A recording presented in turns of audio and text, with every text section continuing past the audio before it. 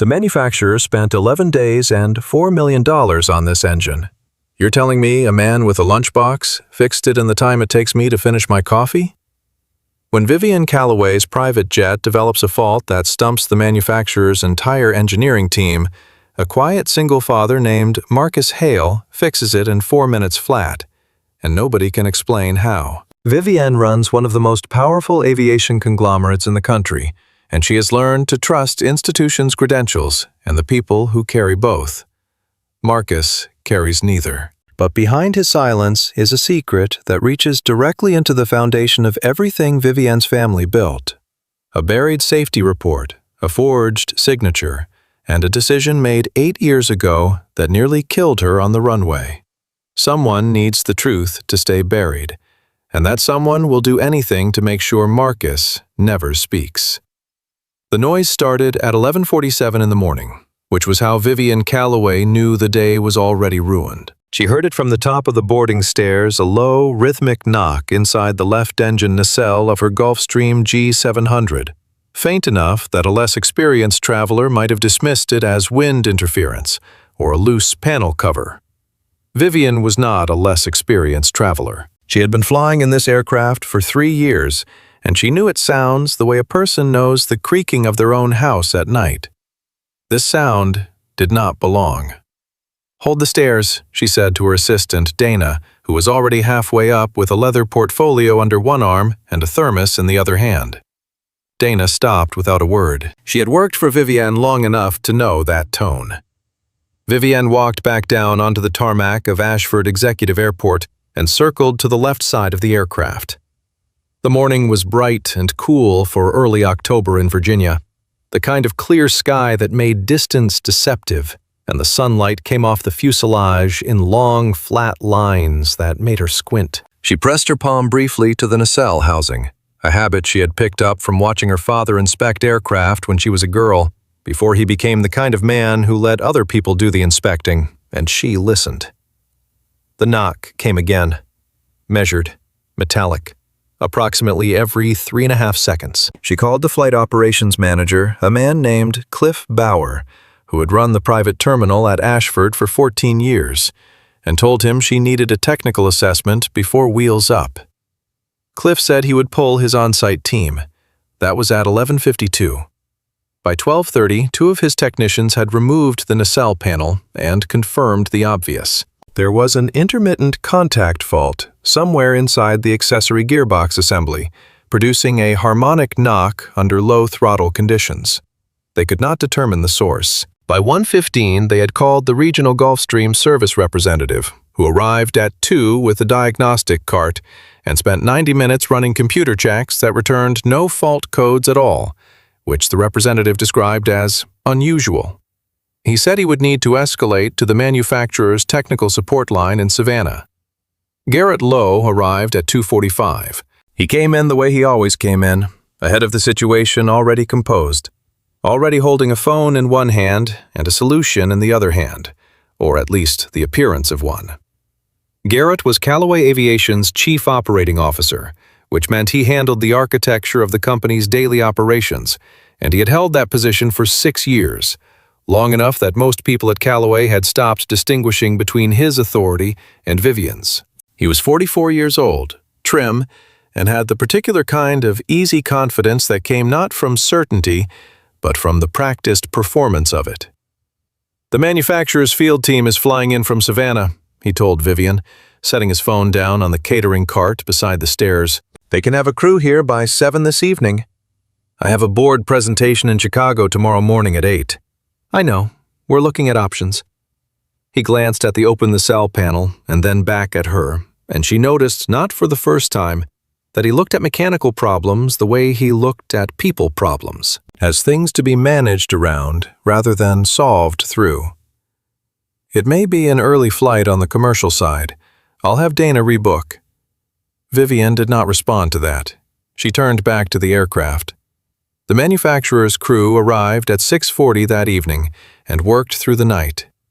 By the following morning, they had logged 11 days total on the problem, the initial 7 days having been spent at the Savannah facility on a sister aircraft with the same reported symptom, plus these 4 days now at Ashford. $4 million in diagnostic and labor costs, according to the internal memo Garrett sent her on the third evening.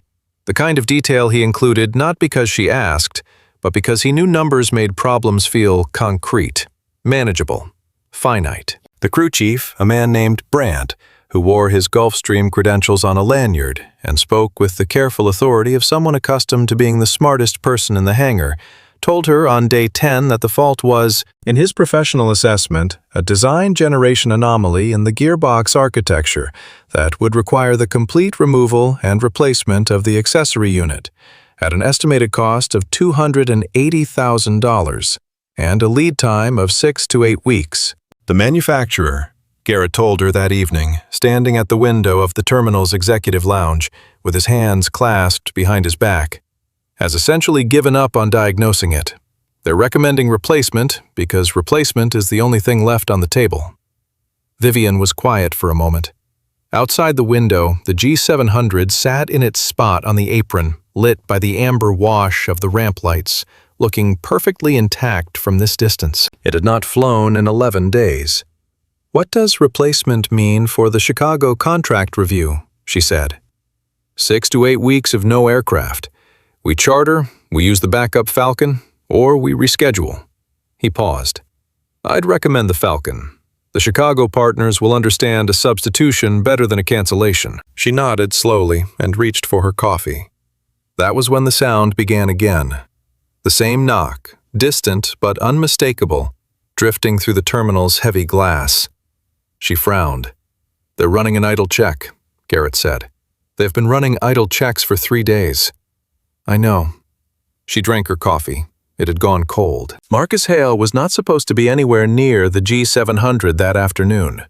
He was supposed to be in the maintenance bay at the far end of the south ramp, finishing a hydraulic line replacement on a Cessna Citation that belonged to a cardiologist from Fredericksburg. That job had taken longer than expected because the previous technician had stripped 2 of the fitting threads, which Marcus had discovered at 11 in the morning and resolved by sourcing replacement fittings from a supplier in Richmond, driving there himself during his lunch break, and returning in time to complete the job by 3. He was good at that, finding the actual problem instead of the visible one, understanding the difference between the symptom and the source. He had been doing it long enough that the distinction had become instinct.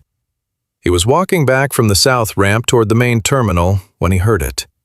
He stopped on the tarmac path between the fuel depot and the executive apron fence, and he stood still for approximately 4 seconds, his lunchbox hanging from his right hand, his head slightly tilted.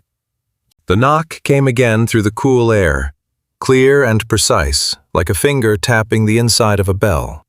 He knew that sound.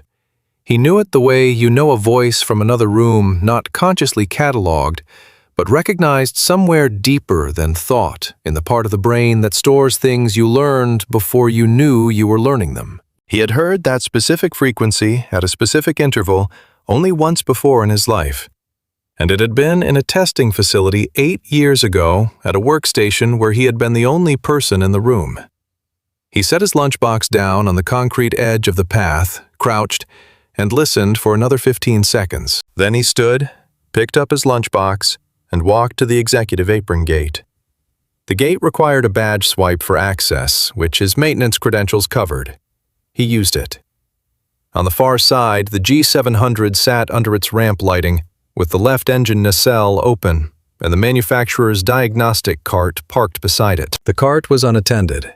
The crew, he assumed, had gone to dinner or to the lounge. A single "Caution Maintenance in Progress" cone stood at the nose of the aircraft. Marcus walked up to the open nacelle and looked in. He stood there for about 20 seconds without touching anything. His eyes moved across the assembly in a way that was not the way a maintenance technician looks at equipment he is unfamiliar with. There was no scanning, no searching, no reference to documentation. He was looking at specific places in a specific order, the way a person looks at a room they once lived in. He reached in with 2 fingers and pressed gently on a bracket at the rear of the accessory gearbox housing, just forward of the bleed air port. He felt the micro vibration. He closed his eyes briefly, then opened them. He unclipped the small flashlight from his belt, used it to look at the lower mounting flange of the gearbox, and found what he was looking for within about 8 seconds. A hairline separation in the anti-vibration isolator bushing, located at a position in the assembly that was not accessible by the standard diagnostic protocol, because the standard diagnostic protocol assumed the bushing would not fail at that point in the service life, an assumption built into the original design specification, which had been written by Marcus Hale. He thought about walking away. He stood there for a moment with his flashlight off and his hand resting on the edge of the nacelle, and he thought about picking up his lunchbox and going back through the apron gate and driving to Jefferson Elementary School to pick up Theo at 4 o'clock, the way he did every day, and not involving himself in any of this. The thought lasted approximately 3 seconds. He opened his lunchbox, took out a small zippered pouch of personal tools, the kind a technician carries out of habit, not expectation, and got to work. He needed a thin profile socket, a torque wrench, and 2 isolator bushings which were classified as line replaceable units and were carried in the manufacturer's own parts cart that was sitting right there unlocked beside the aircraft. He borrowed them. The repair itself took 4 minutes and 12 seconds. He knew because he checked his watch when he started, and again when he tightened the last fitting to spec and heard the change in the assembly's resonance. A settling sound, like a breath released. He closed the access panel by hand, not fully. He left it unlatched because it was not his aircraft, and he was not going to certify work he had not been asked to do. He replaced the borrowed parts from the cart with fresh units from the sealed spare set on the cart's lower shelf, which the manufacturer would have used anyway. He picked up his lunchbox and walked back toward the gate. He was almost through it when he heard the voice. "Excuse me." It was precise, clipped, and carried across the tarmac with the particular authority of someone who has never had to raise their voice to be taken seriously. "What exactly were you doing to my aircraft?" He turned around. Vivienne Calloway was standing at the base of the boarding stairs with a paper coffee cup in her hand, and she was looking at him the way someone looks at a discrepancy with the focused, narrow attention of a person running a rapid calculation. She was dressed in charcoal gray, her dark hair pulled back, and the ramp lighting caught her face at an angle that made her expression very clear. She was not afraid. She was not asking him to stop. She had already decided he was a problem and was now determining what kind. Behind her, at the top of the stairs, a man in a well-cut suit appeared. Garrett Lowe, though Marcus didn't know his name yet. He was looking at Marcus with an expression that was different from Vivienne's. Not assessment, something faster. Something that closed shut almost before it opened. "I heard the knock," Marcus said. "I know what it was." Vivienne looked at him for a long moment. "The manufacturer's team has been working on that aircraft for 11 days. "I know." "And you fixed it." "You should run the engine up to 20% before you take my word for it," he said. "But yes." She looked down at his lunchbox, then back at his face. "Who are you?" "Marcus Hale. I'm a maintenance tech here, South Ramp. Hydraulics and avionics mostly." She was quiet for a second. Then she said precisely and slowly, as though she were repeating something she could not quite believe she was saying, "The manufacturer spent 11 days and $4 million on this engine. You're telling me a man with a lunchbox fixed it in the time it takes me to finish my coffee?" 4 minutes, Marcus said. Closer to 4 1/4. He saw something shift in her face. Not softening, but a kind of recalibration. The moment when an unexpected answer doesn't fit the existing model, and the model has to adjust. It was a look he had seen before. He had a feeling it didn't happen to her often. "I'd like to know your qualifications," she said. "I'd like you to run the engine first," he said. "After that, you can ask me anything you want." He turned, went through the gate, picked up his pace, and drove to Jefferson Elementary School, with 12 minutes to spare. Theo was standing at the pickup curb with his backpack on and his arms crossed, and a look on his face that Marcus recognized as the face of a boy who had been waiting longer than he found reasonable, which was any amount of time over 2 minutes. "You're late," Theo said, pulling open the passenger door and climbing in. "I had a thing," Marcus said. "You always have a thing." Theo settled into his seat and pulled the belt across. He was 8 years old and small for his age, with his mother's sharp eyes and Marcus's habit of going quiet when he was thinking hard about something. What kind of thing? Mechanical. Theo considered this. Was it a big plane or a small plane? Big one. How big? Gulfstream G700. Theo looked up from his seatbelt buckle with a sudden and complete attention that he reserved for aircraft and for anything involving strawberry ice cream. That's the one with the passive cooling on the gearbox housing, he said. You showed me the diagrams. Marcus kept his eyes on the road. I did? Did you fix it? I think so. Daddy, Theo said with the particular patience of a child explaining something to an adult who is being unnecessarily modest. You always think so. You're always right. Marcus said nothing for a moment. The afternoon light came through the windshield and lay across the dashboard in warm slats, and he thought about the G700 sitting on the apron, and the woman with the coffee cup, and the man at the top of the stairs, whose face had closed like a door.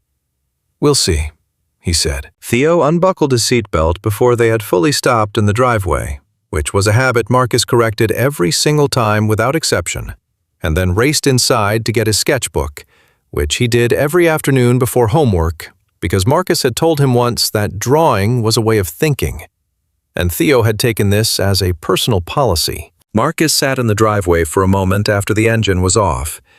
He thought about the bushing. He thought about the position it occupied in the assembly, a position that only made sense if you understood why the original design had placed the isolator there in the first place. A decision made in a conference room in Savannah, Georgia, on a Tuesday in March, 8 years ago, by a 29-year-old lead engineer who had believed, with the particular confidence of someone who had not yet learned how institutions actually work, that good design was sufficient protection against bad decisions. He got out of the car and went inside. The engine run-up confirmed the repair in approximately 90 seconds. Vivienne was standing in the executive lounge when Cliff Bauer called her at 7:43 that evening, and he said it the way engineers say things that don't fit their prior model, carefully, as though the words needed to be handled without jarring them. The knock was gone. The diagnostic readings were nominal across every parameter. The manufacturer's crew chief, Brandt, had run the check twice, and then a third time, and all 3 passes returned the same result: normal. He had also inspected Marcus's work and described it according to Cliff as technically correct and precisely executed, a description that carried in the engineering world the weight that breathtaking might carry in another context. Who signed off on the maintenance log? Vivienne asked. That's the thing, Cliff said. Hale didn't sign off. He left the panel unlatched and walked away. He didn't certify any work. Why not? He said it wasn't his aircraft. A pause. I'm not entirely sure what to make of that. Vivienne set down her coffee cup, a different one, hot this time, and turned to look out the lounge window. The G700 was still on the apron, its lights on the nacelle panel now properly closed by Brandt's crew. It looked the way it always looked. She had a meeting in Chicago in 14 hours. I want to talk to him tomorrow morning, she said. First thing. I'll have him here at 8, Cliff said. She thanked him and ended the call. Garrett was behind her, seated at the lounge table with his laptop open, and she turned to find him watching her with an expression she had seen him use before when he was composing his response ahead of the conversation.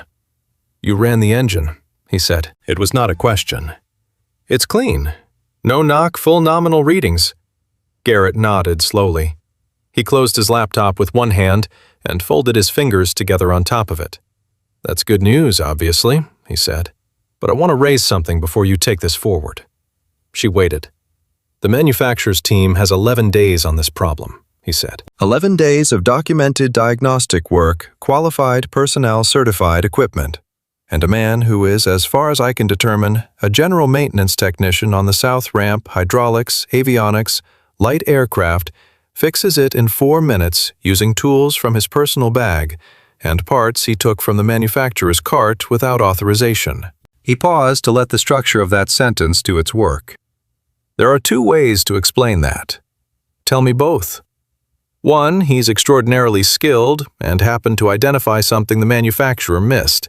Possible, but it requires us to believe that an uncredentialed line technician outperformed a factory engineering team. He said this without visible judgment, which was Vivienne had learned exactly how Garrett delivered his most pointed assessments. Two, he knew where the fault was, because he was the one who caused it. Created access to your aircraft, staged the fault, then appeared to fix it. The most common way to establish trust in high-net-worth environments is to manufacture a crisis and resolve it. The room was very quiet for a moment. "That's a serious accusation," Vivienne said. "I said it's a possibility," Garrett said, "not an accusation. I think before you meet with him tomorrow, we should know who we're dealing with." She did not sleep well. It was not, she told herself, because of Garrett's theory. She had worked with Garrett for 6 years, and she understood the architecture of his thinking. He was risk-oriented, which made him excellent at his job, and occasionally excessive in casual conversation. He was not always right about people, but he was usually right about situations, and the situation was genuinely odd. She lay in her hotel room near the airport. She had decided not to fly to Chicago until she spoke to Marcus Hale in the morning, and she ran through the scenario again. A man who worked hydraulics on light aircraft, a fault that 11 days and $4 million could not diagnose. 4 minutes. A lunchbox. No signature on the maintenance log. She thought about his face when he had said, 4 minutes. Closer to 4 1/4. He had not been performing modesty. He had not been performing anything. That was what kept circling back to her, not the skill, which was astonishing enough, but the absence of display. In her experience, people who do extraordinary things in front of powerful people want something from those powerful people immediately afterward. Marcus Hale had turned and walked to his car. She also thought about the boy. She hadn't asked about him, but she had noticed the child's voice from somewhere behind the gate calling Daddy, and the way Marcus had shifted his lunchbox to his other hand and quickened his step. She had a category in her mind for men who were primarily defined by a role, and father was not typically the first role that appeared when she thought maintenance technician at private airport. She was aware that this said something about her categorization system. At 6 in the morning, she gave up on sleep and called Dana. "I need a background check on a Marcus Hale maintenance technician at Ashford Executive Airport. Full employment history credentials, any litigation, anything that comes up." She paused. "And I want it before 8. Dana, who was used to this, said she would have it by 7:30. The report arrived at 7:22. Vivienne read it at the small desk in her hotel room with her second coffee of the morning, and the curtains pulled back to let in the early light. It was thorough. Dana was thorough, and it was in most respects unremarkable. Marcus Daniel Hale, 37 years old, graduated with a mechanical engineering degree from Virginia Tech 11 years ago. Employed at Callaway Aviation Technical Services, the engineering subsidiary of her own company, she noted not the airport for 2 years following graduation in the position of junior systems engineer. Left or was separated from Callaway Aviation 8 years ago, no reason given in the HR record. Following departure, 1-year gap in formal employment, then a series of technical maintenance positions at regional airports progressing in certification level. Currently a certified airframe and power plant mechanic with an inspection authorization rating, which was, she now understood, significantly more advanced than South Ramp hydraulics tech. Wife Elena Hale, deceased, car accident 6 years ago. One dependent, Theodore Hale, age 8. She sat with the report for a moment, then she went back to one line. Callaway Aviation Technical Services, 2 years, separated 8 years ago. She called Garrett. He picked up on the second ring, which meant he had been awake. "I was going to call you," he said. "Marcus Hale worked for us," she said. "Callaway Aviation Technical Services, 8 years ago." A half-second pause. Not long enough to be significant on its own. "I saw that," he said. "Do you know why he left?" "The HR file has a separation record but no cause documentation," he said. That era was before we standardized exit procedures. It could be anything: performance, restructuring, voluntary departure. I've asked HR to pull whatever physical files exist. I want to know before I meet with him. I'll have something by 8, Garrett said. She ended the call and looked at the report again. Junior Systems Engineer, Calloway Aviation Technical Services, 2 years. She thought about his hands in the engine nacelle, the way he had pressed 2 fingers to a specific bracket before doing anything else without looking at a diagram, without checking documentation, without hesitation, as though he already knew exactly where to look. She thought, what kind of junior systems engineer ends up fixing light aircraft hydraulics on a south ramp 8 years later? Marcus arrived at 8 o'clock exactly, which Vivienne noted. Punctuality in the face of a summons from an employer, or from someone with power over your employer, could mean several things. She had learned to treat it as information rather than quality. He came into the executive lounge in the same work jacket he'd been wearing the afternoon before. Clean, but not changed. And he sat in the chair across from her without being invited, which she also noted. He had his lunchbox with him. He set it on the floor beside the chair. "Thank you for coming," she said, which was a formality she meant genuinely, since he had no actual obligation to be here. "Cliff said you wanted to see me," he said. "So I'm here." She had planned to begin with the background, the Calloway connection, and move toward the credential question. Instead, she heard herself say, "Why didn't you sign the maintenance log?" "Because I wasn't authorized to perform work on your aircraft," he said. "My certification covers the scope of what I did technically, but I wasn't on the service order, and I used parts from the manufacturer's cart without a requisition. If I signed the log, I'd be certifying irregular access. That's not a paperwork problem, that's a regulatory one." "But you did the work anyway." "I did." "Why?" He looked at her for a moment before answering, and she had the feeling he was deciding how much of the true answer to give. "Because it was a problem I could fix," he said. "And it was right there." "That's not a sufficient reason," she said. "It was for me." She shifted. "Mr. Hale, I've been told your background check shows you were previously employed at Calloway Aviation Technical Services. Is that correct?" "Yes." "In what capacity?" "Systems engineer, junior grade." "In what area?" He was quiet for 2 seconds. "Gulfstream platform development, primarily the G650 and G700 engine accessory systems." The silence in the lounge was complete for a moment. Outside, a turboprop on the adjacent ramp started its engine, and the sound came through the glass as a low, contained rumble. "You designed the engine system on my aircraft," she said. "Part of it," he said. "The accessory gearbox architecture and the isolator mounting spec, among other components." Vivienne set down her coffee very carefully. "And you've been working as a line maintenance technician on the south ramp for about 5 years, yes?" "Why?" He looked at her steadily.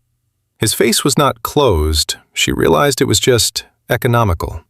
He used it to convey exactly what he intended, and nothing more. "That's a longer answer," he said. "I have time." "I don't think you do," he said. "You have Chicago." She almost laughed, not from amusement exactly, but from the surprise of it. In 6 years, Garrett had never told her she didn't have time for something. In 34 years of life, very few people had. "Mr. Hale," she said, "I am the CEO of the company you used to work for, and I am sitting across from you because a piece of equipment that cost $12 million was unflyable for 11 days, and you fixed it in 4 minutes, using tools from your lunch break, without a service order, without telling anyone, and then walked to your car." "I think I have time." He was quiet for a moment. Then, "If the plane flies safe, does my resume matter?" It was almost exactly what Garrett had said she should watch for: deflection, evasion, the pivot away from credentials toward outcome. She knew that. She had read the note Garrett had sent at 7:45 before this meeting. 3 bullet points about what to watch for if Marcus tried to avoid the credential question. She had read it, and understood its logic. And yet, sitting here, she found that Garrett's logic and Marcus's face were producing two different pictures, and she could not yet tell which one was accurate. "It matters to me," she said. "Tell me why you left Calloway 8 years ago." He looked at her for a long moment. "I think you should ask your COO that question," he said. "I'm asking you." "I know you are."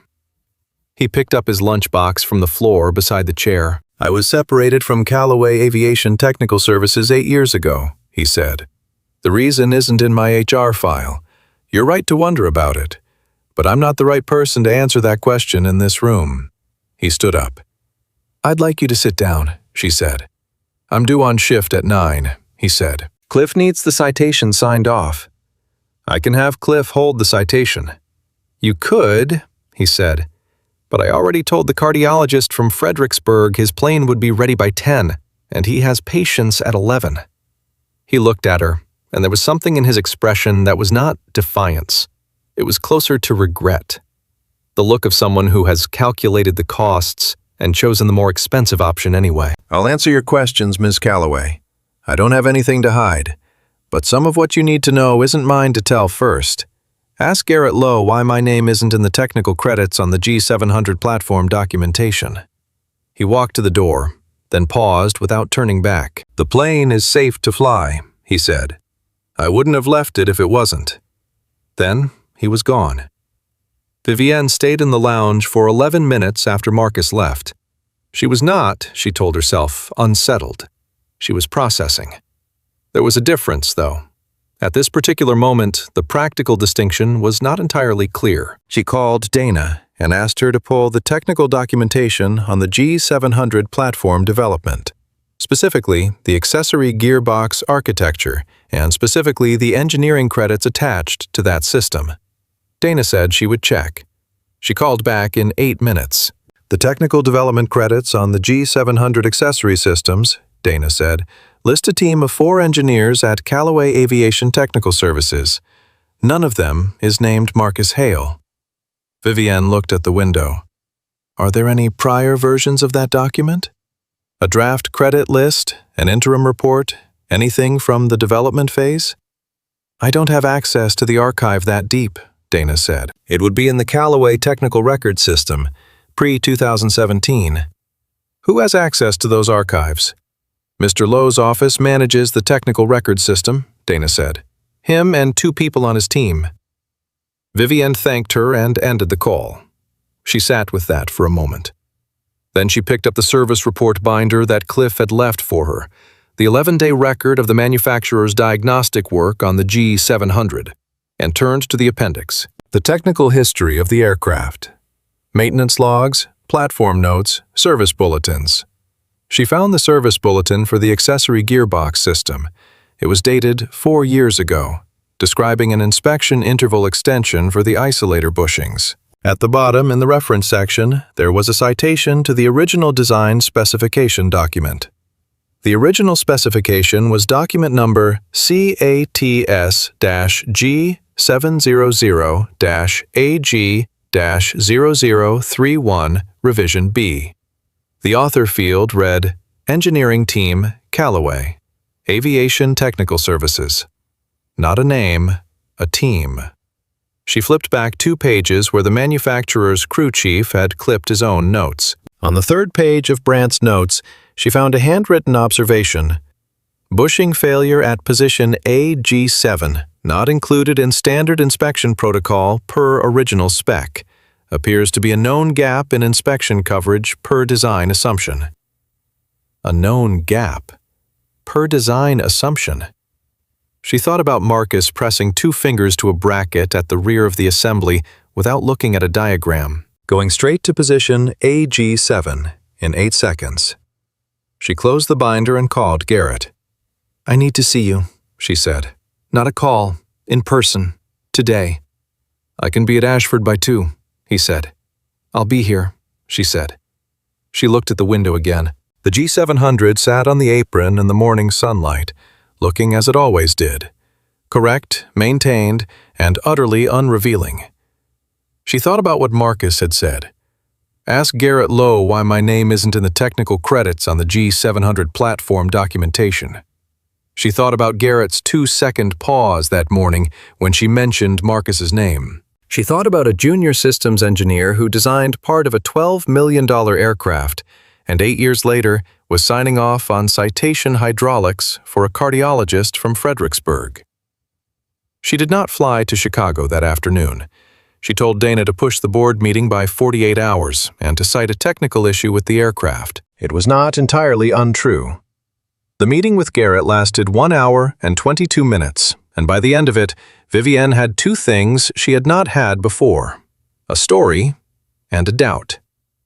The story came from Garrett. He arrived at 2 o'clock as promised, ordered sparkling water from the lounge attendant, and sat across from Vivienne with the composed attention he always brought to difficult conversations. The attention of a man who has decided before he sits down exactly what the conversation will contain. "I pulled what I could from the archive on Hale," he said. "It's incomplete. The physical files from that period were partially digitized, and the rest are in off-site storage. But here's what I have." He opened a thin folder and slid it across the table. He joined Calloway Technical in 2012. Good engineer, fast, technically precise, strong instincts on the mechanical side. He was assigned to the G700 accessory program as a junior contributor under the lead team. In 2016, the program was in final design review, and there was a dispute over the inspection protocol for the gearbox isolator system. He paused. He submitted a report claiming the inspection interval was insufficient, that the bushing at position AG7 was undersized for long-term fatigue loads and would fail outside the standard check interval. The lead team reviewed it and disagreed. Standard engineering process. "And," Vivienne said. "And Hale refused to accept the decision," Garrett said. "He escalated twice, once to the technical director, once to your father directly. Both times the assessment from the lead team was upheld. The design went forward as documented." He folded his hands on the table. After the second escalation, the HR team determined that his conduct, refusing to accept a legitimate technical decision through proper channels going directly to the CEO over the heads of his supervisors, constituted a performance issue. He was separated. Vivienne read the folder. It contained an HR summary, a separation notice, and a 1-paragraph description of the dispute. No technical report, no engineering correspondence, no record of what the actual dispute had been about. "Where's his report?" she said. "The one he submitted about the bushing?" "Not in what HR retained," Garrett said. "I'd need to go deeper into the technical archive to find it, if it's there at all. Documents from design review cycles aren't always retained in full." She looked up. Garrett, the manufacturer's crew chief, wrote in his notes that the failure at position AG7 represents a known gap in inspection coverage, per the original design assumption. She let that sit for a second. "That means the thing Marcus Hale warned about in 2016 is exactly what failed on my aircraft." Garrett was quiet for a moment. "That's one reading," he said. "What's another reading?" "That it's a coincidence?" he said. "A junior engineer made a prediction about a failure mode. The failure mode eventually occurred. It's been 8 years, and now we're looking for a connection that may not be causal. Inspection intervals cover probability distributions. Something failing outside the interval doesn't mean the interval was wrong. It means probabilities sometimes resolve unfavorably." He met her eyes. "And it absolutely does not mean that a man who knew about this failure mode from his engineering days didn't use that knowledge to manufacture a service opportunity. The fact that he knew where to look is also consistent with the theory that he put the fault there." Vivienne set the folder down. "He had access to the aircraft. He has badge access to the executive apron. He's a certified AME with inspection authority. He knows the aircraft's architecture better than anyone alive, apparently." Garrett spread his hands slightly. "I'm not saying he did it. I'm saying the information is consistent with both explanations." She said nothing. "I know this is difficult," Garrett said, and his voice shifted into a register she recognized. The register he used when he was being careful with her, which was usually when he was about to say something she didn't want to hear. Your father made a decision 8 years ago about this man's report. If we now say the report was correct and the decision was wrong, we're not just talking about a technical documentation gap. We're talking about a design defect that has been in service for 8 years on multiple aircraft that should have been caught and wasn't. That's a liability conversation. That's an FAA conversation. He stopped. That's not small Vivienne. She understood what he was telling her. She had understood it from the moment she read the crew chief's note. The implication ran in a straight line. If Marcus's report was right in 2016, then the decision to suppress it was wrong. And the aircraft flying with that design gap for 8 years were flying with a known risk. And the people who made the decision to overrule Marcus were her father, the technical director, and the process that Garrett himself had overseen as it evolved into the current operations structure. She was quiet for a long time. "I want to talk to him again," she said. "That's your call," Garrett said. "I'd recommend having legal present." "I'll talk to him without legal present." Garrett nodded slowly. "All right," he said. "I'll make sure his schedule is available." She went to the garage herself. It was 7:30 in the evening when she drove to the address in the airport's employee directory. A commercial garage unit Marcus rented on the east side of Ashford, where Cliff had mentioned he did contract work in the evenings to supplement his salary. The metal door was rolled halfway up, and orange light came from inside, and she could hear before she reached the entrance 2 voices, one adult patient and low, one child, highly engaged. She stopped just outside the rolled door and looked in without announcing herself. Marcus was at a workbench along the far wall, and Theo was beside him on a tall stool, and between them on the workbench surface was a large sheet of drafting paper. Marcus was drawing, not sketching, drawing with the precision of someone who has drawn the same thing many times and is now teaching it to someone else. The drawing was a cross-section of what appeared to be an engine component, rendered in clean, dimensioned lines that caught the garage light like the lines of something real. "The bracket here is load-bearing," Marcus was saying his pencil, indicating a point on the drawing. "But it's not the only thing holding the assembly. You've got 4 isolators spread across this flange, and each one is doing a quarter of the work. If one goes, the others take up the load. But if one goes and you don't catch it, the remaining 3 fatigue faster because they're each doing a third instead of a quarter." Theo was looking at the drawing with complete seriousness. "So it gets worse faster," he said. "Exactly. Like when I had to do Tyler's part of the science project because Tyler was sick," Theo said. Marcus looked at him. "Exactly like that." "I got tired," Theo said. "The isolator does too," Marcus said. Vivienne stood at the edge of the garage entrance for a moment, and she had an experience she was not prepared for. She saw a man who was entirely himself, not performing for an audience, not managing a situation, not presenting information strategically. Just a man at a workbench, drawing an engine part, teaching his son why things fail. It was so straightforward and so specific that it produced in her a feeling she identified belatedly as shame. Not about anything she had done exactly, but about the category system she had brought to her first look at him on the tarmac. The lunchbox, the work jacket, the way she had filed him. She knocked on the metal doorframe. Marcus turned. He was not startled. He looked at her the way he had looked at her in the executive lounge, with full-level attention, as if her presence required exactly as much response as it did, and not one increment more. Theo looked at her with bright, open curiosity. "Are you from the big plane?" he said. "The G700, she said. "Yes. Daddy fixed it," Theo said with the confidence of a boy reporting a settled fact. "He did," she said. She looked at Marcus. "Can I come in?" Marcus considered this for approximately 1 second. "Yeah," he said. She sat on a stool on the other side of the workbench, which Theo had vacated to go sit on a plastic crate in the corner with a sketchbook. He drew while they talked, in the focused and slightly ostentatious way of children who want adults to know they are not listening, but are listening. "I met with Garrett Lowe today," she said. "I know," Marcus said. "He told me about your report. The bushing at AG7, the escalation." "He told you one version of it," Marcus said. "Tell me yours." He was quiet for a moment, his pencil still in his hand.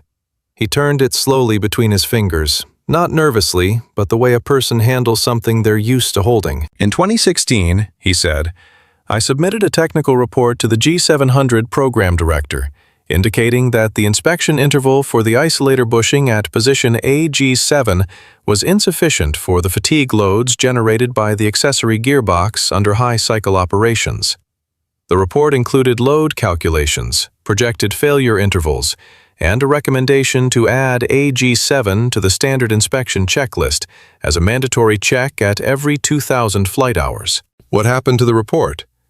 The program director said the calculation methodology was non-standard and the lead team didn't concur. I was told to withdraw the report from the formal review record. He paused. I didn't withdraw it.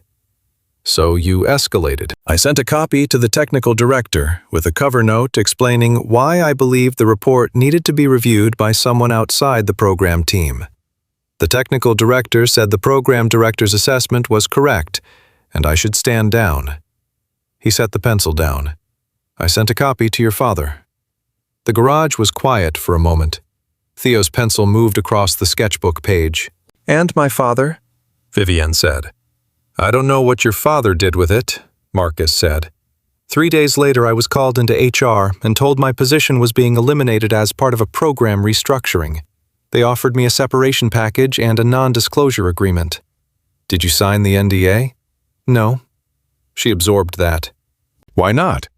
Because I hadn't done anything wrong, he said, simply, without elaboration. She looked at him for a long moment.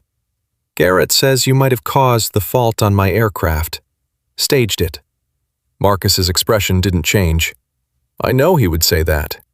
You're not going to defend yourself? Against what, specifically? He said.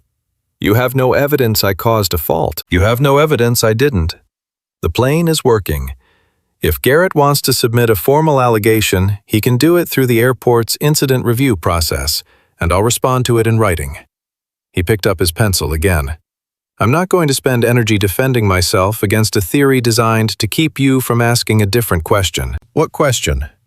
Why a $200 bushing failure that I predicted 8 years ago took 11 days and $4 million for a full factory team to not find? He looked at her steadily. They didn't find it because the inspection protocol doesn't include AG7.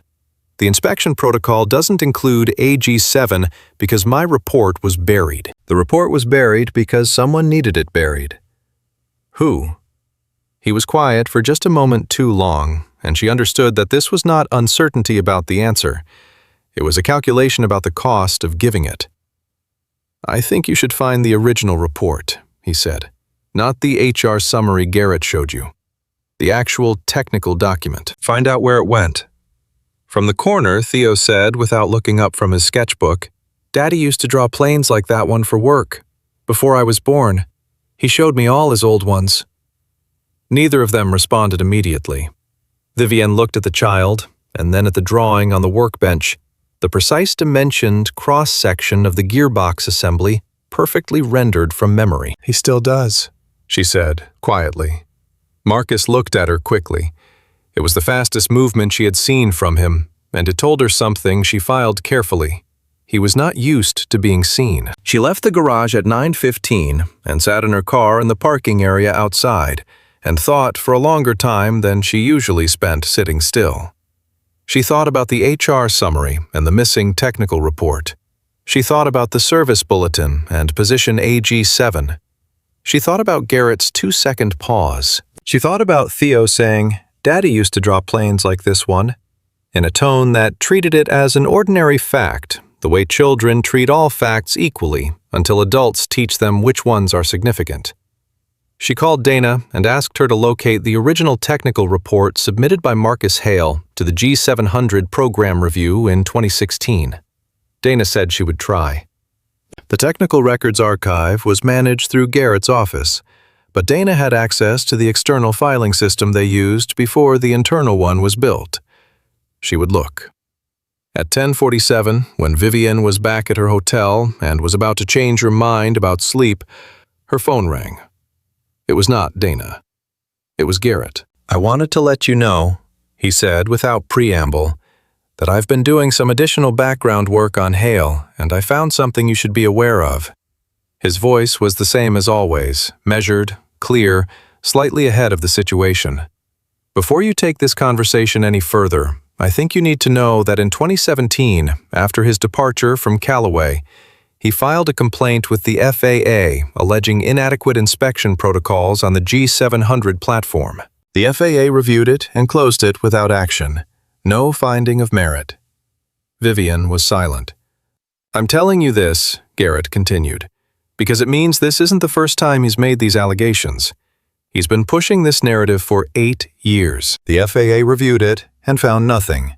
And now he's positioned himself at the airport, where your aircraft is based, appeared at just the right moment, and is sitting in a garage telling you to find a report that, if it exists in the form he claims, would validate a narrative the FAA already rejected." A pause. "I'm not saying he's lying. I'm saying you should be careful." After the call, she sat on the edge of the hotel bed and looked at the floor. She thought about Marcus's face when he said, "I'm not going to spend energy defending myself against a theory designed to keep you from asking a different question." She thought about Garrett's voice, measured clear, slightly ahead. She thought about the FAA complaint closed without action. She thought about what that meant. It meant the FAA had reviewed the allegation and found insufficient evidence to act. It did not mean the allegation was wrong. FAA findings of no action were not findings of innocence.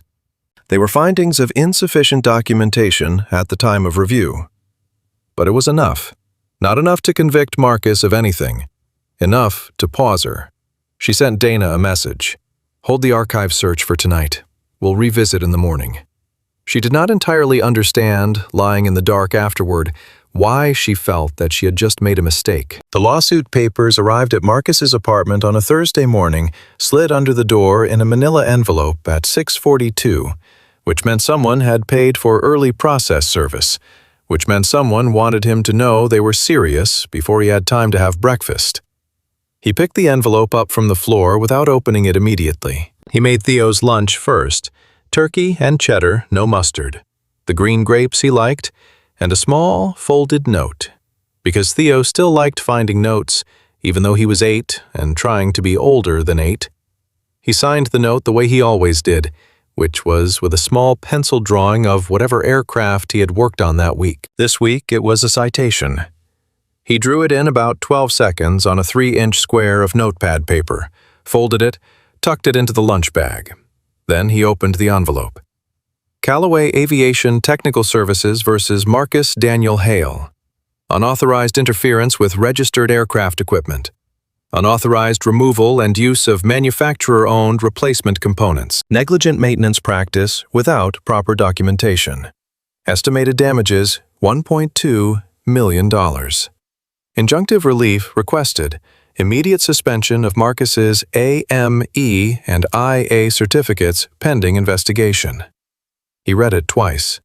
Then he set it on the kitchen table and looked at it. He was not surprised. He had known from the moment he watched Garrett Lowe's face close at the top of those boarding stairs that this was a possibility.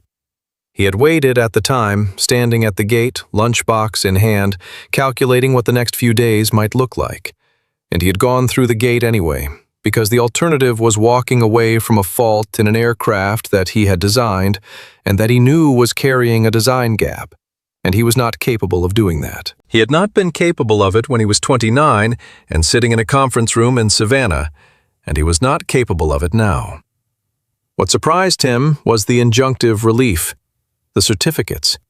Without his AME and IA certificates, he could not work. He could perform no maintenance, sign off no aircraft, take no contracts. His income, such as it was, would stop. Theo's next cardiology appointment was in 3 weeks, and the treatment plan the doctor had outlined in August involved a procedure in the spring, and Marcus had been building a savings buffer for 14 months with exactly that procedure in mind. He sat at the kitchen table for a while. Then Theo came out of his bedroom with his backpack on and his shoes on the wrong feet, which Marcus corrected without mentioning, and they drove to Jefferson Elementary School. And Marcus listened to Theo talk about a book about the Wright brothers that he had checked out of the school library and was apparently planning to read in 4 days, which was the length of time Theo had historically needed to read any book he was genuinely interested in. Orville was the better pilot, Theo said, but Wilbur was the better engineer. What makes you say that? Because Orville wanted to fly, and Wilbur wanted to understand why it flew, Theo said. The book says that. Marcus considered this. The book's probably right. Which one are you? I like understanding why it flies, Marcus said. Me too, Theo said with the satisfaction of confirming a shared preference. Then, Daddy, is everything okay? Marcus glanced at him. Why? You didn't finish your coffee, Theo said. You always finish your coffee. I was running a little behind, Marcus said. Theo looked at him with his mother's eyes for a moment, then looked back at the road ahead. He did not push. He had learned not to push, which was something Marcus had complicated feelings about. It was useful in the short term and suggested a kind of early adaptation to an adult world that no 8-year-old should have to manage. The Wright brothers didn't give up, Theo said. No, Marcus said. They didn't. He dropped Theo at the curb and watched him walk to the entrance, lunch bag in hand, backpack on straight. And Marcus sat there for exactly 2 minutes before he drove away. He called no one that morning. He went to work, performed his scheduled maintenance on 2 aircraft, signed off his work, and ate lunch in the maintenance bay. At 1:15, Cliff Bauer appeared in the bay doorway and told him, with the expression of a man delivering bad news he did not generate, that the airport had received a copy of the court filing, and that pending resolution, his badge access to the executive apron had been suspended. Standard procedure under the circumstances. Cliff was sorry. Marcus thanked him and finished his lunch. At 2 o'clock, he drove to Theo's school to pick him up early. He had made an appointment. The appointment was at the cardiac unit at Shenandoah Valley Medical Center, where Dr. Patricia Osei had been monitoring Theo's atrial septal defect for 18 months. It had been a scheduled follow-up, not urgent. Marcus sat in the consultation room while Dr. Osei reviewed the latest echocardiogram results and talked through the timeline for the interventional procedure in the spring. She was calm and specific, and used the kind of language that assumed her patient's parents could handle information without softening, which Marcus appreciated. The procedure itself was not high risk. The recovery time was 4 to 6 weeks. The cost, with his current insurance, would be approximately $18,000 in out-of-pocket expenses. She did not ask if that was a problem, because she had long ago learned that asking made people feel they had to perform competence. He drove home. He helped Theo with his homework. He made dinner. He read Theo 2 chapters of the Wright brothers' book. He turned off Theo's light. Then he sat at the kitchen table with the tapping sound of Theo's ceiling fan coming through the wall, and thought for a long time about what he was going to do. He opened the closet in the hallway and reached to the top shelf behind a box of winter jackets and brought down a flat portfolio case, the kind used for architectural drawings. Black nylon with a zipper along 3 sides. He set it on the kitchen table and unzipped it. Inside were 43 pages of drafting paper, hand-drawn. Some were old, the paper had the slight yellowing of age, the pencil lines crisp but settled.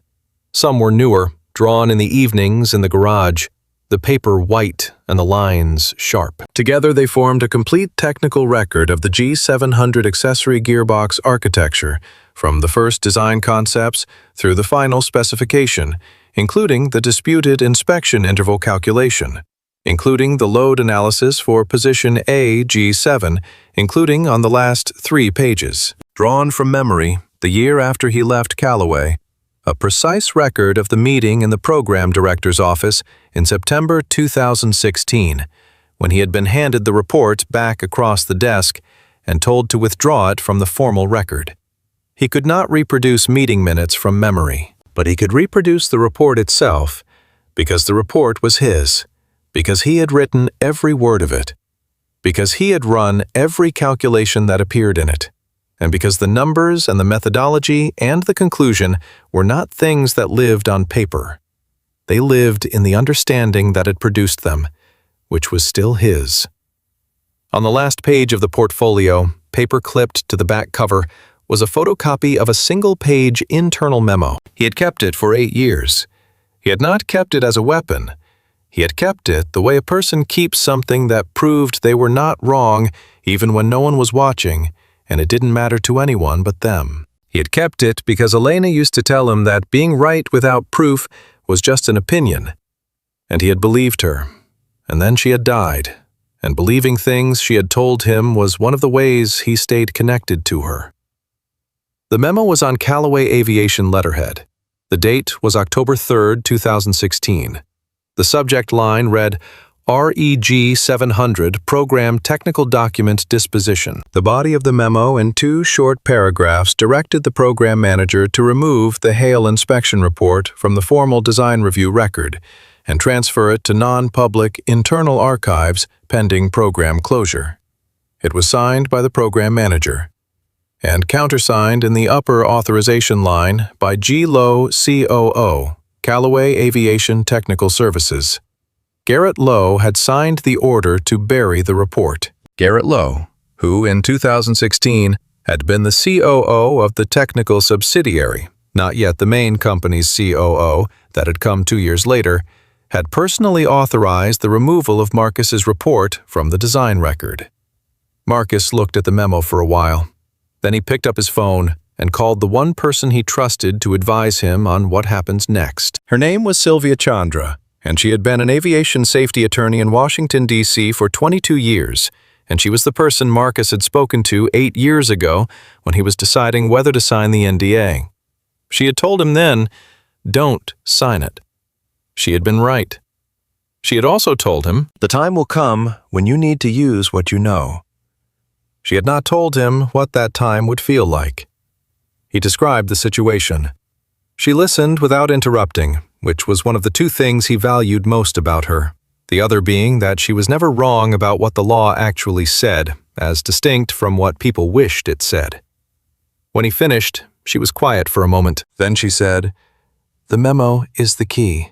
If it's genuine and you can establish provenance, it changes the entire litigation posture.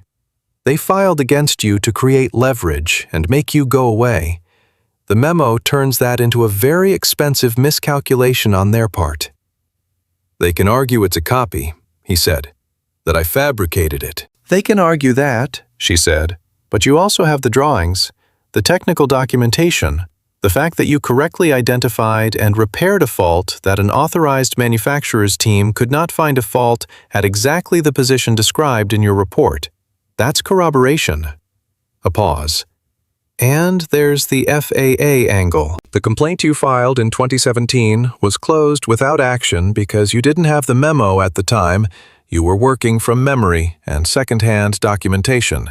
If you refile now with the memo and the drawings, you're giving them something they didn't have before." "Garrett will know I have it," Marcus said. "Once I move on this, he'll know." "Yes," she said, "which means you need to move fast, and you need to be prepared for escalation." "What kind of escalation?" "If Garrett Lowe authorized the removal of a safety report from a design record, and if aircraft are currently flying with the inspection gap that report identified, he is facing potential criminal referral for knowing concealment of an aviation safety defect. He will not go quietly." She paused again. "Marcus, is the boy okay?" "He's got a procedure in the spring," he said. "He's fine for now." "All right," she said. "Then here's what we do." He was supposed to be at the airport at 8 the following morning. Instead, at 7:15, he was sitting in the passenger seat of Sylvia's car outside a federal building in Alexandria, reviewing the FAA complaint documentation she had drafted overnight on the basis of his phone call description. She had worked through the night. He noted this, without saying anything, because Sylvia was the kind of person who found acknowledgement of this fact more embarrassing than the act itself. At 8:40, they were inside. At 10:30, they emerged with a preliminary acknowledgement of receipt and a case number. Marcus's phone showed 6 missed calls, 2 from Cliff Bauer, 3 from a number he didn't recognize, 1 from Vivienne Calloway's assistant, Dana. He called Dana back from the parking lot, standing in the cold October air with his breath visible, and Sylvia beside him reviewing documents on her phone. "Miss Calloway would like to see you," Dana said. "This afternoon, if possible." "Tell her I'm available at 2, he said. "She said it's urgent." 2 o'clock, he said. "I'll come to the airport." He ended the call and looked at Sylvia.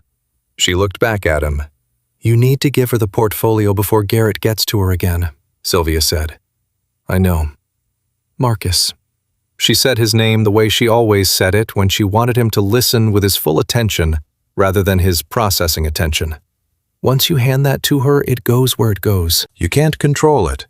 The memo, the drawings, all of it. It goes into the machine." "I know." "And Theo." "I know," he said. "I've thought about it."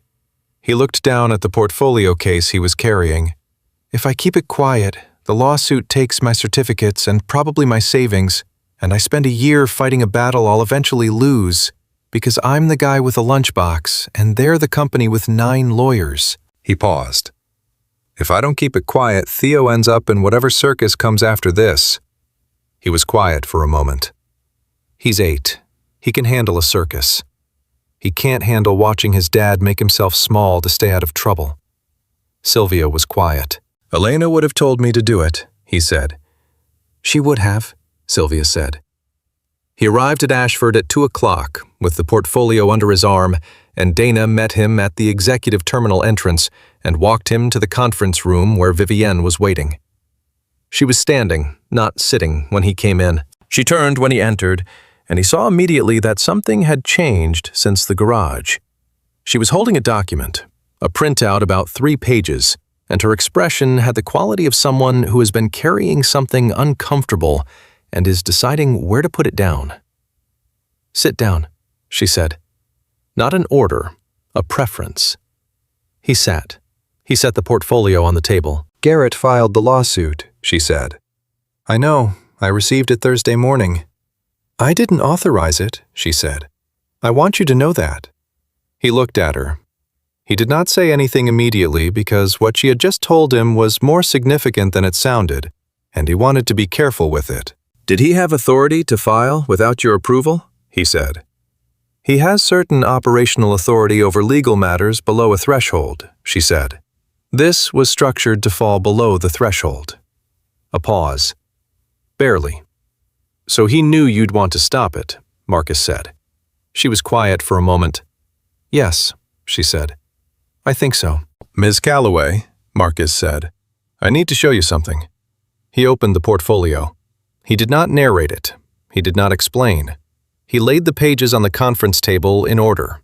The design drawings first, the inspection protocol, the load analysis for AG7, the projected failure interval, the recommendation memo he had submitted in September 2016. Then the FAA complaint submission from 2017 and the closure notice. Then, last, the memo. He set the photocopy of the Calloway letterhead document on the table and slid it across to her. She picked it up and read it. He watched her face while she read it. He had learned over years of working in environments where the people across the table from him had more power and better suits and more expensive attorneys, that faces tell you things that voices and words edit. Vivienne's face as she read the memo showed 3 things in sequence recognition comprehension, and then something that had the quality of a physical impact, the particular look of a person receiving information that reorganizes something they thought was settled. She set the memo down. "G. Low," she said. Her voice was precise, and even the way a voice gets when a person is managing a significant internal response with great care. "Garrett signed this?" "Yes." "He authorized the removal of your report from the design record?" "Yes. And the fault on my aircraft is at exactly the position my report flagged," Marcus said. "At exactly the failure mode I predicted. Because the inspection protocol never added AG7, because the report that recommended it was removed from the design record because Garrett Lowe signed the order removing it. The conference room was quiet. Vivienne placed both hands flat on the table, a gesture he had not seen from her before, and she looked at the document for a long moment without speaking. "Your report also went to my father," she said. "Yes." "Do you know what he did with it?"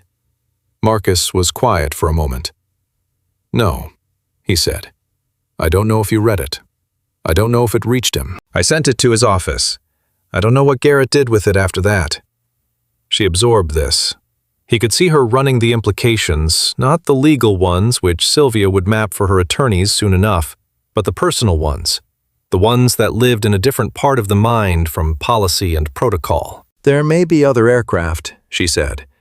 "There are," he said. "The G700 platform includes 14 production aircraft using the same gearbox architecture. All of them have the same inspection gap." She looked at him. "You know the tail numbers?" "No, but the FAA case will identify them." A beat of silence. "You filed with the FAA," she said. "This morning," he said. "With my attorney, before I came here." She looked at him for a long moment. He expected many possible responses.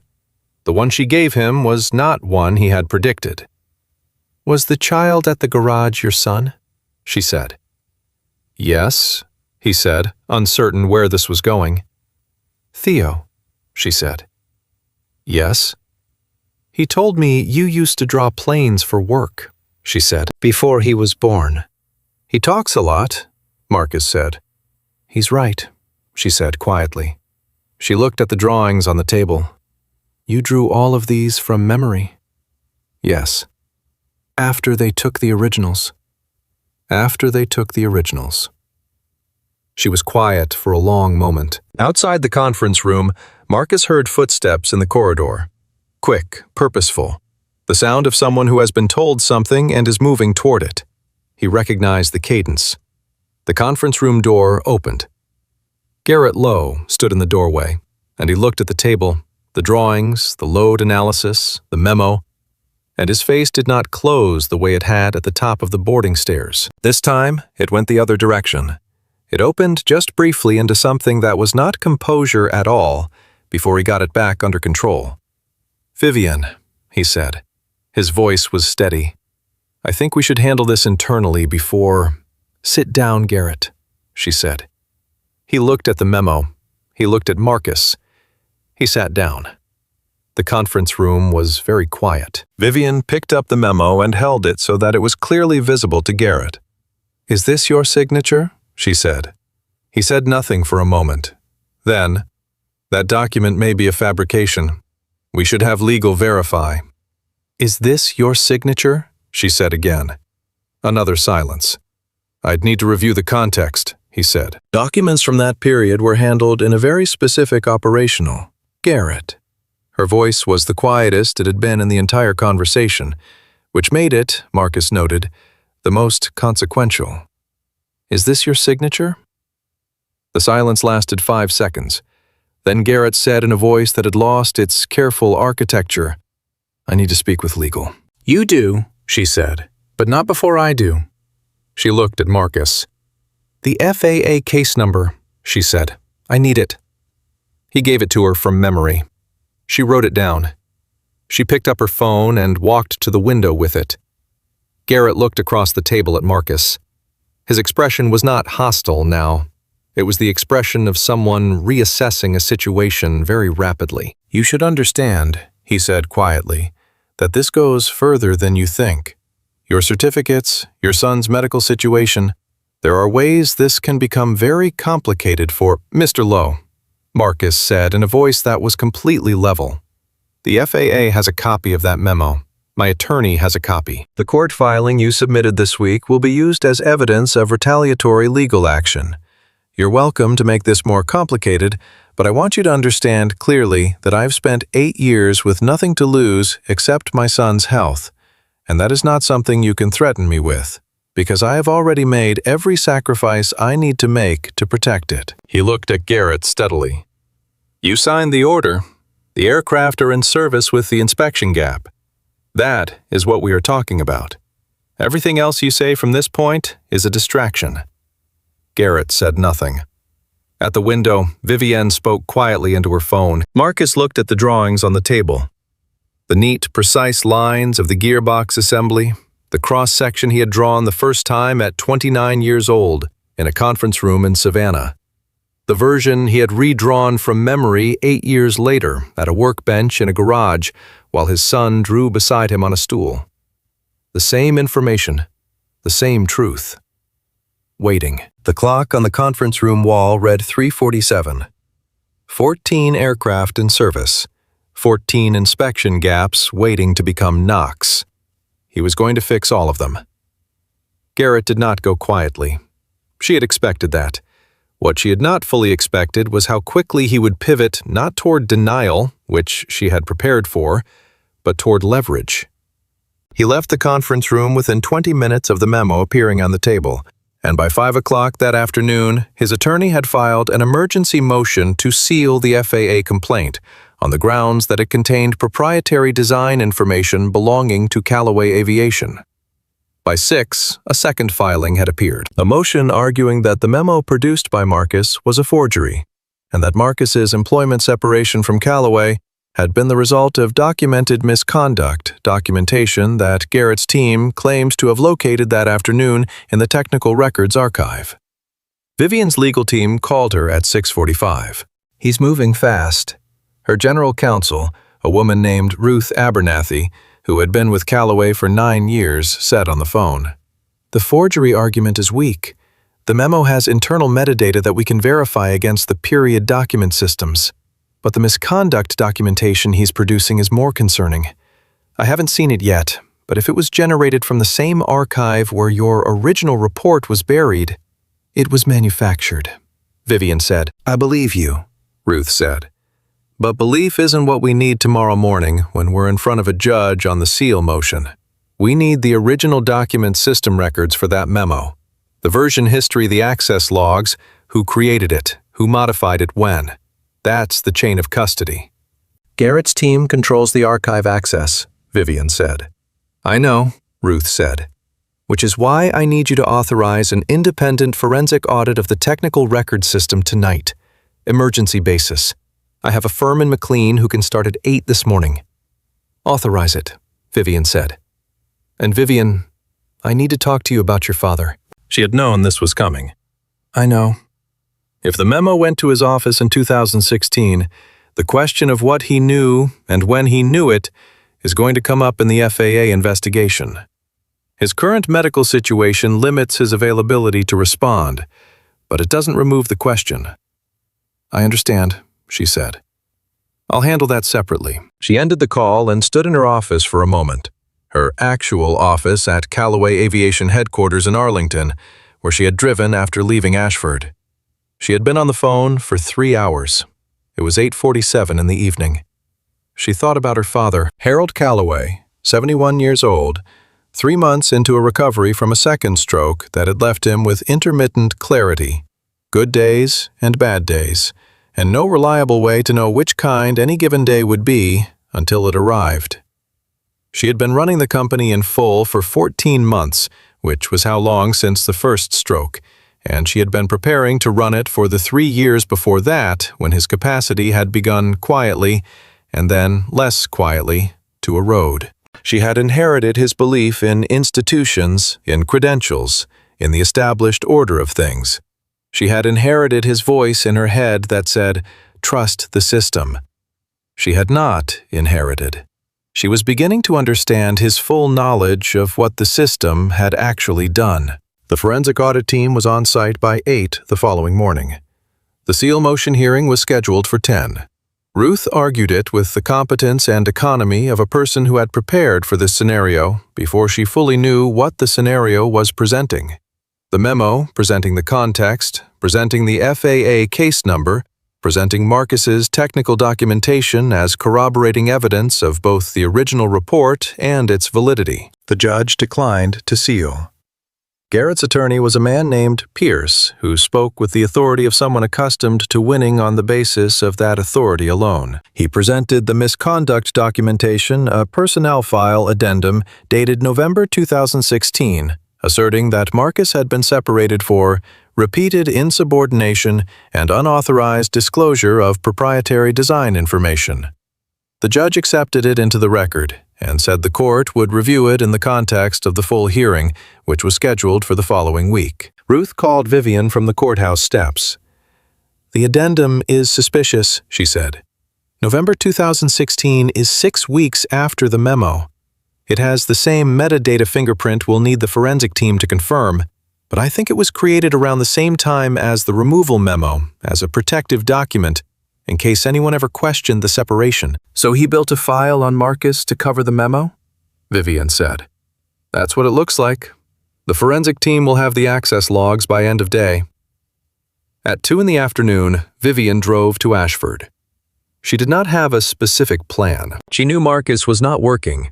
His executive apron access was still suspended pending the legal situation, and Cliff had put his regular schedule on hold.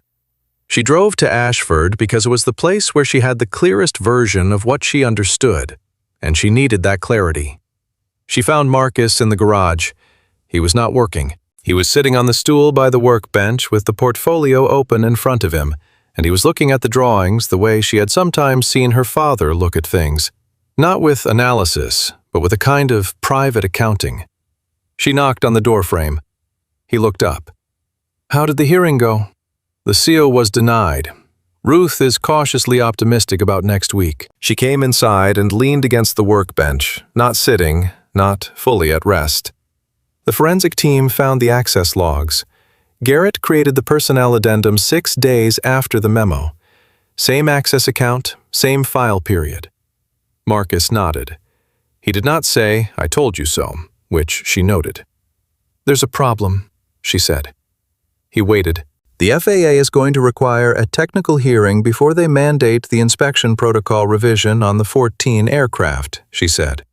"They have acknowledged the complaint, and they've issued a precautionary advisory, but to make it mandatory, they need a qualified technical witness to demonstrate the repair protocol and the inspection gap in front of the engineering review board." She looked at him.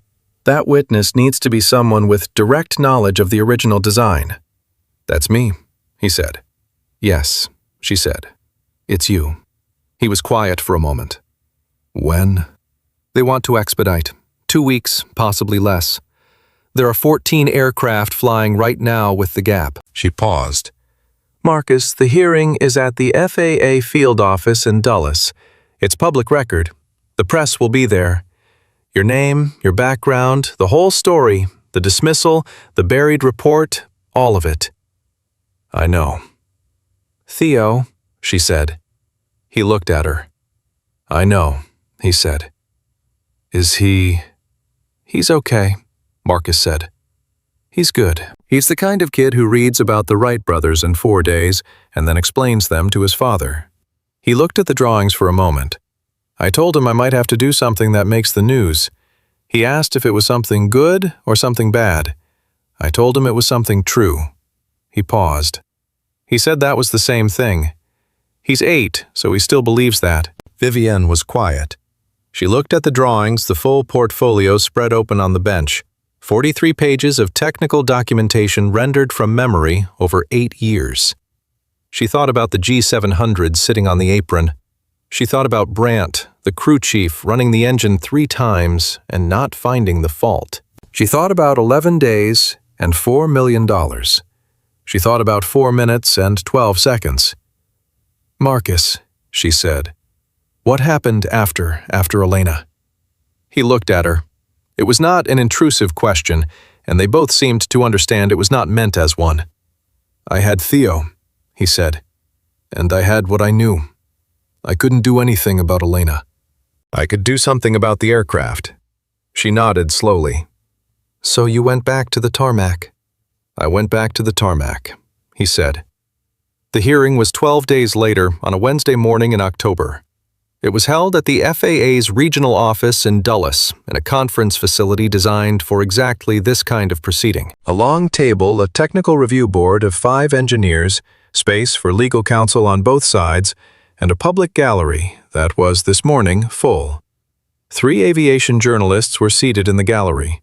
One of them had already published a preliminary story based on Ruth's public filings under the headline, "Calloway Aviation's $4 million Mystery.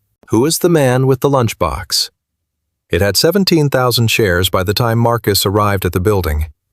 Vivienne sat at the legal table with Ruth. Garrett was not present.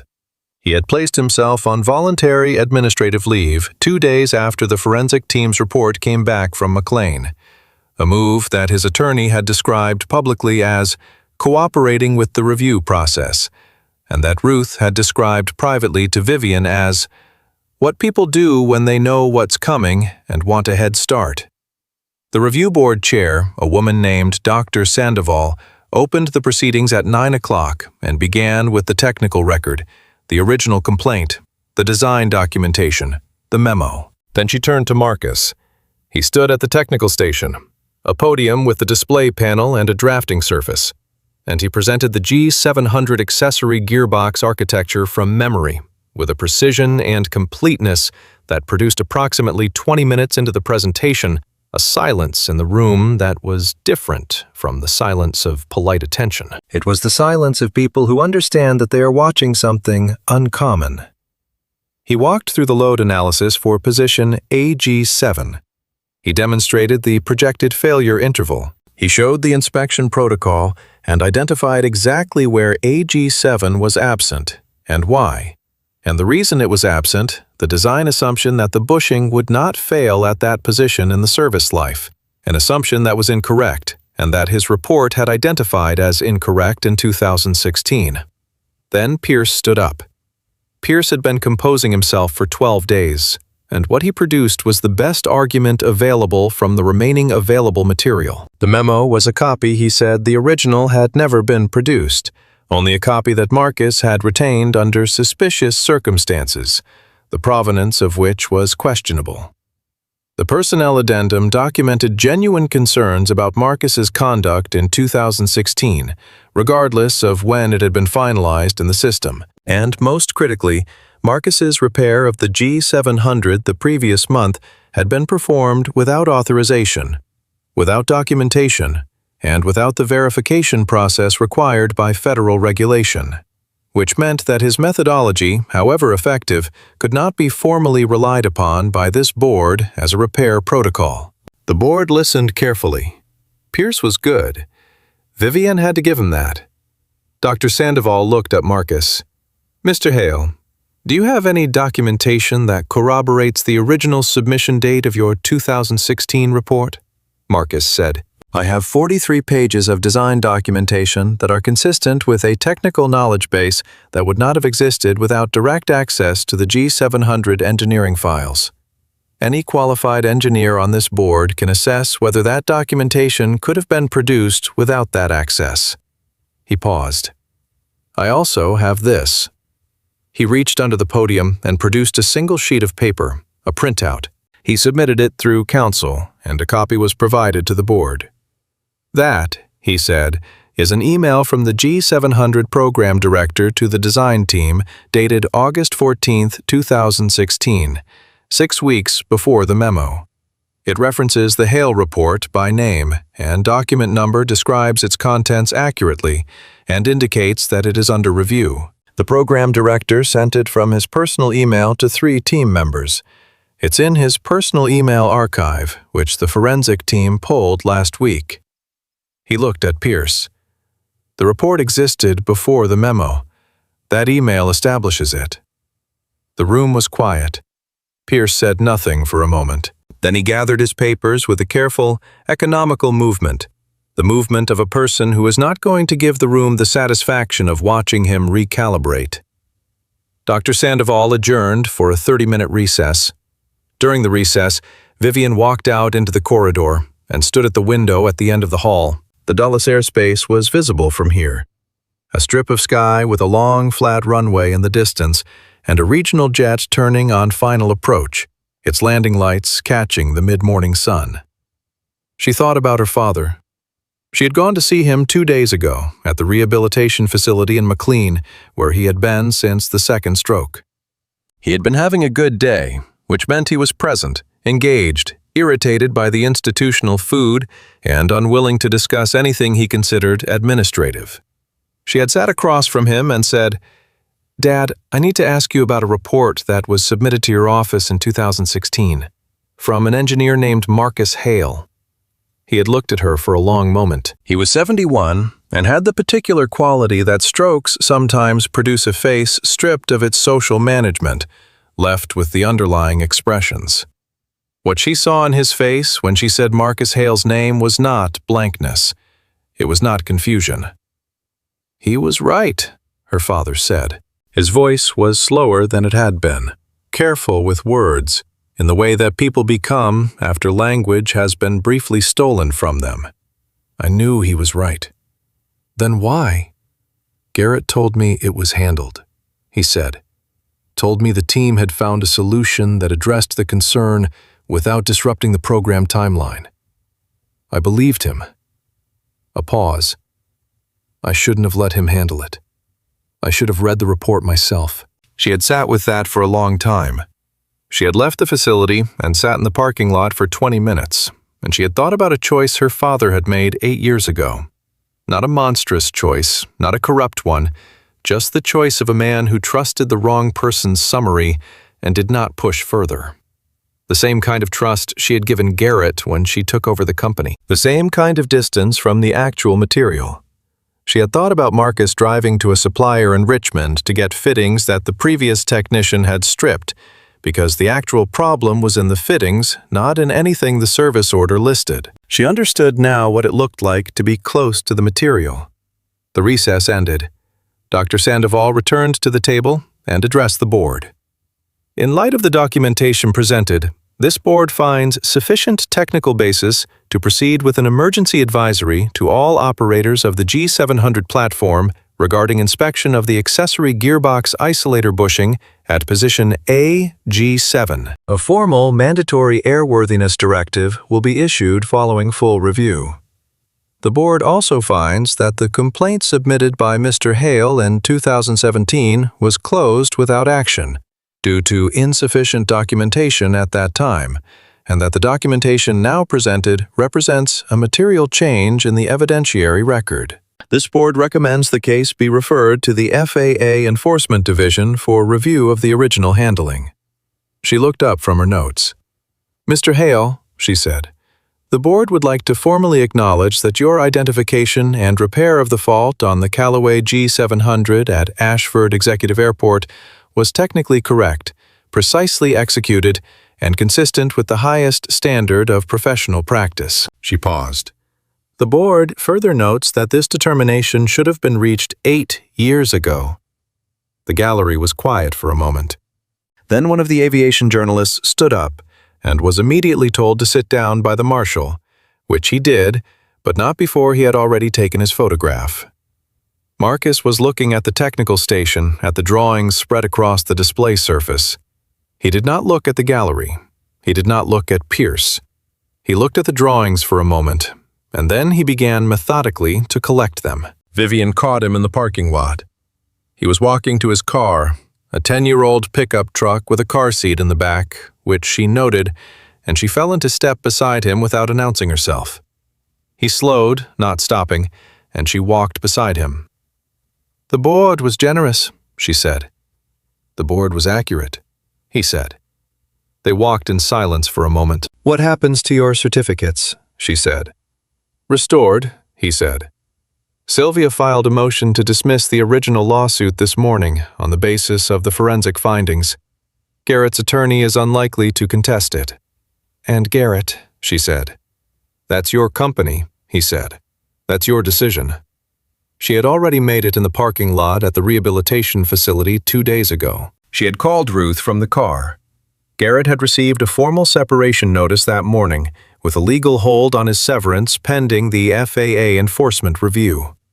"He's gone," she said. Marcus nodded once. He stopped at his truck and set the portfolio on the hood. Mr. Hale, she said. Marcus, he said. She paused. Marcus. She looked at the portfolio. What are you going to do with those? He looked at them too. I thought I might give them to Dr. Sandoval's team, he said. They'll need the full documentation set for the airworthiness directive. And after that? He looked at her. He had the same expression as the garage, not closed, not open, simply present. Go pick up Theo, he said. She almost smiled. He gets out at what time? 3:45. It's 2:15, she said. I know. She looked at the strip of sky above the parking structure, the same Dulles airspace, another aircraft on final, the landing lights turning. She thought about sitting in the executive lounge 11 days ago, with a cold coffee and a knock she couldn't explain, and the gate on the south ramp swinging open, and a man with a lunchbox walking toward an aircraft that everyone else had given up on. I have a technical advisory board, she said, for the engineering division. It's been vacant for a year. I haven't found someone with the right combination of systems knowledge and operational experience. He was quiet. I'm not offering you a job, she said. I'm telling you the position exists. He looked at her. That's the same thing. I know. He picked up the portfolio from the hood of the truck. He looked at her for a moment with the same full-level attention he had given her since the first second on the tarmac, and she understood now what that attention actually was. He looked at her the way he looked at an engine, completely without flattery, trying to understand how it actually worked. I'll think about it, he said. That's all I'm asking, she said. He got into the truck. He buckled his seatbelt with the particular care of a man who has a child in the back seat, even when the child is not in the back seat. He started the engine.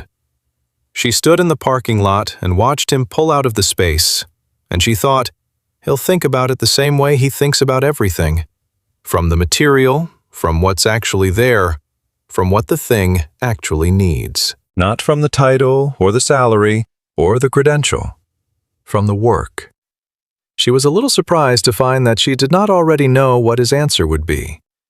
She went to the rehabilitation facility that evening. Her father was in his chair by the window, which was where he preferred to be on the days when the light was good, and he was holding a book he had been reading for 3 weeks.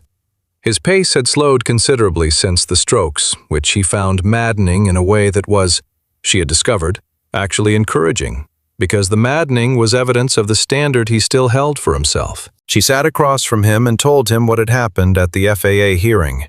He listened with the careful attention of someone who is using it deliberately, holding each piece of information in place before accepting the next. When she finished, he was quiet for a while. I should have read the report myself, he said.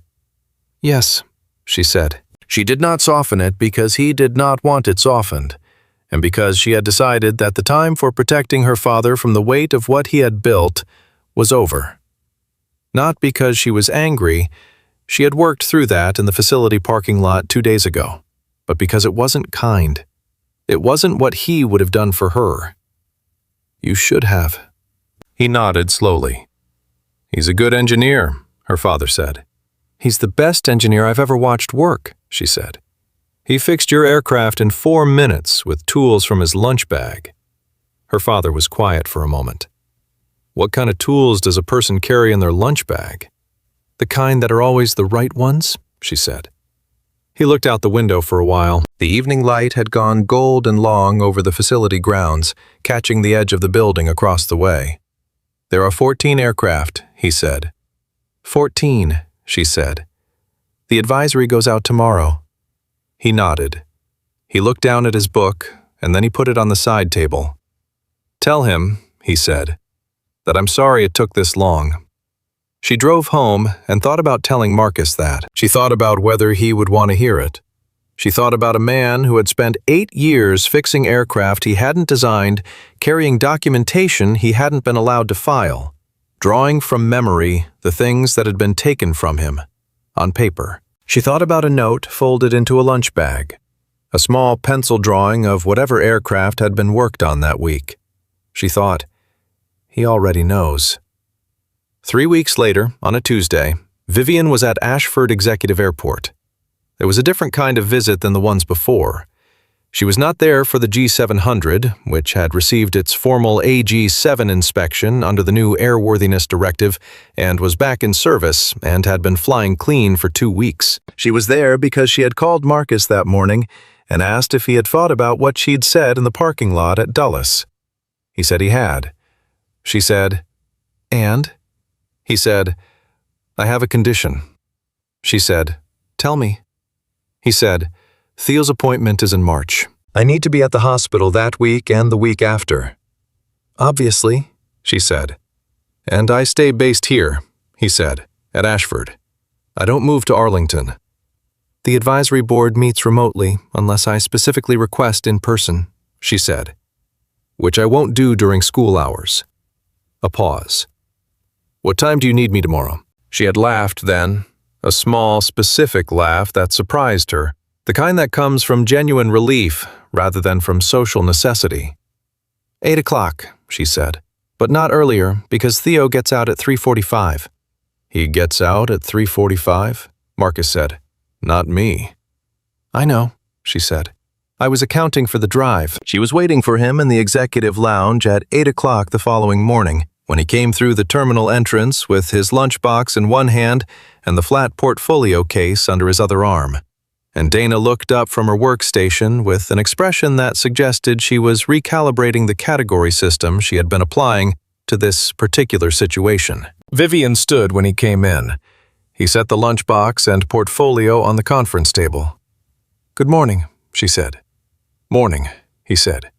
He looked around the lounge, the same lounge where she had told him the manufacturer spent $4 million, where he had told her it took 4 minutes, where she had spent 11 days sitting with a cold coffee and a problem she couldn't understand, because she was looking at the wrong thing.